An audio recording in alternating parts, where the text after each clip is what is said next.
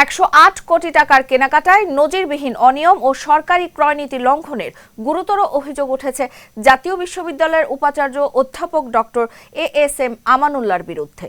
সরকারি ক্রয় সংক্রান্ত মন্ত্রিসভা কমিটির তোয়াক্কা না করে একক এখতিয়ারে এই বিশাল অঙ্কের দরপত্র অনুমোদন দিয়েছেন তিনি। বাংলাদেশ প্রতিযোগিতা কমিশনের তদন্তে প্রকাশ পেয়েছে বিশেষ শর্তের বেড়াজালে সুবিধা দেওয়া হয়েছে নির্দিষ্ট দুটি প্রতিষ্ঠানকে। চাঞ্চল্যকর এই বিড রিগিং বা টেন্ডার কারসাজিতে উপাচার্য ছাড়াও বিশ্ববিদ্যালয়ের ট্রেজারার, প্রধান প্রকৌশলী এবং ২ সরবরাহকারী প্রতিষ্ঠানের নাম উঠে এলেও প্রতিবেদন জমাদানের ১ বছর পার হতে চললেও নেওয়া হয়নি কোনো আইনি বা প্রশাসনিক ব্যবস্থা। বিস্তারিত লতিফুল ইসলামের প্রতিবেদনে।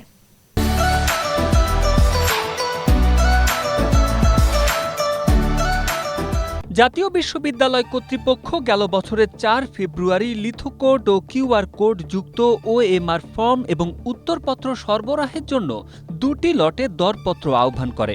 এই প্রক্রিয়ায় কারসাজির অভিযোগ এনে বাংলাদেশ প্রতিযোগিতা কমিশনে আবেদন করেন বাংলাদেশ পেপার মিলস অ্যাসোসিয়েশনের সচিব AKM নওশেরুল আলম।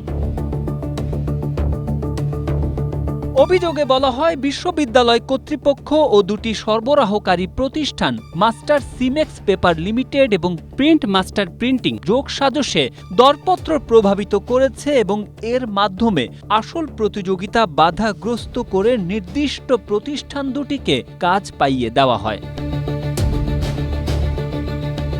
কমিশনের তদন্তে দেখা যায় দরপত্রের লট ১-এ মাস্টার সিমেক্স পেপার লিমিটেড ৫৪,৩৪,২৫০০ টাকায় এবং লট ২-এ Print Master Printing and Packaging Limited ৫৪,৭৭,৫০০ টাকায় কার্যাদেশ পায়।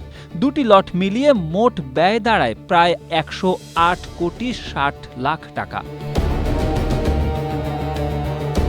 দরপত্র অনুমোদনের বিষয়টি তদন্তে গুরুতর অনিয়ম উঠে এসেছে।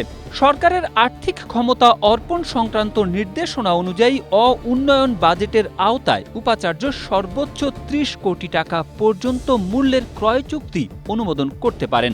৩০ থেকে ৫০ কোটি টাকা মূল্যের ক্রয় চুক্তি অনুমোদনের ক্ষমতা মন্ত্রণালয়ের প্রশাসনিক নির্বাহী প্রধান তথা সচিবের। এছাড়া উন্নয়ন বাজেটের ৫০ কোটি টাকার বেশি মূল্যের যে কোনো ক্রয় চুক্তি অনুমোদনের ক্ষমতা সরকারি ক্রয় সংক্রান্ত মন্ত্রিসভা কমিটির। তদন্ত প্রতিবেদনে বলা হয়েছে, এই বিধান অনুসরণ না করে জাতীয় বিশ্ববিদ্যালয়ের উপাচার্য নিজেই ১০৮ কোটি টাকার দরপত্র অনুমোদন করেছেন। এতে চুক্তিভুক্ত পক্ষগুলোর জন্য একটি সুবিধাজনক পরিস্থিতি তৈরি করা হয়েছে এবং সরকারি ক্রয়ের স্বাভাবিক প্রক্রিয়া অনুসরণ করা হয়নি।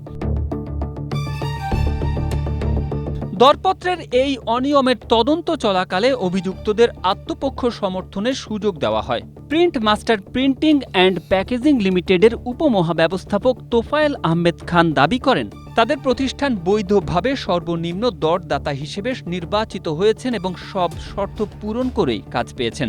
মাস্টার সিমেক্স পেপার লিমিটেডের পরিচালক শেখ ইমরান হোসেন অভিযোগকে ভিত্তিহীন বলে দাবি করে নিরপেক্ষ তদন্তের আহ্বান জানান। জাতীয় বিশ্ববিদ্যালয়ের প্রধান প্রকৌশলী মোহাম্মদ মিজানুর রহমান ভিসির অনুমোদন ক্রমে কমিশনকে জানান, রাজনৈতিক পট পরিবর্তনের পর জরুরি ভিত্তিতে পরীক্ষা নেওয়ার প্রয়োজন ছিল। কাজটি প্রযুক্তি নির্ভর হওয়ায় সরল বিশ্বাসে ক্রয় প্রক্রিয়া সম্পন্ন করা হয়েছে এবং এতে কোনো অস্বচ্ছতা ছিল না। Tarek Ahmed, Asia post.